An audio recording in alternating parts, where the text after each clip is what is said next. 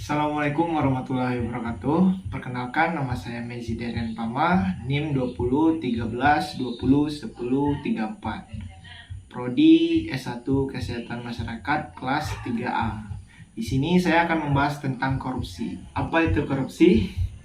Saya lansir dari Wikipedia, korupsi atau rasuah atau mencuri adalah tindakan pejabat publik atau politisi maupun pegawai negeri serta pihak lain yang terlibat dalam tindakan tersebut yang secara tidak wajar dan tidak legal menyalahgunakan kepercayaan publik yang dikuasakan kepada mereka dan mendapatkan keuntungan sepihak. Menurut saya pribadi, korupsi tidak hanya dilakukan oleh pejabat publik atau pegawai negeri. Siapapun bisa saja korupsi. Contohnya dalam kehidupan sehari-hari, saya misalkan saya disuruh oleh ibu membeli minyak 20.000 dengan harga 20.000 ke warung, dan ibu memberikan uang 50.000 dan saya kembalikan 20.000. Saya sudah korupsi 10.000. Penyebab korupsi. Saya lansir dari liputan6.com. Faktor ekonomi adalah salah satu penyebab terjadinya korupsi. Selain rendahnya gaji pegawai negeri, banyak aspek ekonomi lain yang menjadi penyebab terjadinya korupsi. Penyebab korupsi yakninya ekonomi menurut saya. Gaji pegawai negeri yang sedikit atau tidak terpenuhi kehidupan sehari-hari pegawai negeri adalah alasan terjadinya korupsi. Kenapa korupsi itu bisa terjadi? Dua faktor penyebab dan kenapa korupsi itu terjadi, yakninya internal dan faktor eksternal.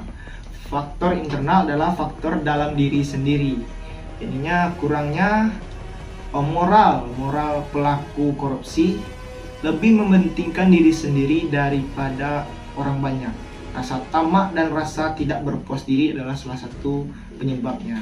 Faktor eksternal adalah faktor di luar dari diri si pelaku tindakan korupsi. Contohnya lingkungan saja. Lingkungan yang mewah akan mengakibatkan kesenjangan sosial dan pelaku korupsi akan merasa lebih lagi atas tindakannya. Baiklah, berikut ini saya akan memberikan contoh-contoh kasus-kasus korupsi yang ada di Indonesia. Informasi lain, Saudara, Pengadilan Tindak Pidana Korupsi akan menggelar sidang putusan terhadap mantan Menteri Sosial Juliari Peter Batubara atas dugaan kasus suap pengadaan bansos penanganan COVID-19 wilayah Jabodetabek hari ini. Sidang vonis itu menurut rencana digelar di Pengadilan Tindak Pidana Korupsi Jakarta pukul 10 pagi. Sidang bakal dipimpin Hakim Ketua sekaligus Ketua Pengadilan Negeri Jakarta Pusat, Muhammad Damis. Sidang akan berlangsung secara daring dan Juliari dihadirkan secara virtual dari rutan KPK. Komisi Pemberantasan Korupsi atau KPK menetapkan 10 anggota DPRD Muara Enim, Sumatera Selatan sebagai tersangka kasus dugaan tindak pidana korupsi pada Kamis 30 September 2021. Mereka diduga terlibat kasus suap pengadaan barang dan jasa di Dinas Pekerjaan Umum dan Perumahan Rakyat atau PUPR, serta pengesahan anggaran pendapatan belanja daerah atau APBD Kabupaten Muara Enim tahun 2019. 10 anggota DPRD Muara Enim yang ditetapkan sebagai tersangka yaitu Indra Gani, Ishak Joharsa, dan Aryo Kastiadi. Selanjutnya Ahmad Reo Kusuma, Marsito, dan Mardiansyah, serta Muhardi, Fitriansyah, Subahana, dan Piardi. Menurut Wakil Ketua KPK Alexander Marwata, penetapan ke-10 tersangka tersebut merupakan hasil pengembangan dari kasus yang sama dan menjerat 6 orang sebelumnya. 6 tersangka yang dimaksud adalah Robi Oktavalevi, Ahmad Yani, Elvin MZ Muhtar, Aris HB, dan Ramlan Suryadi yang saat ini perkaranya telah berkekuatan hukum tetap. Akibat terjadinya korupsi. Saya lansir dari kpk.id.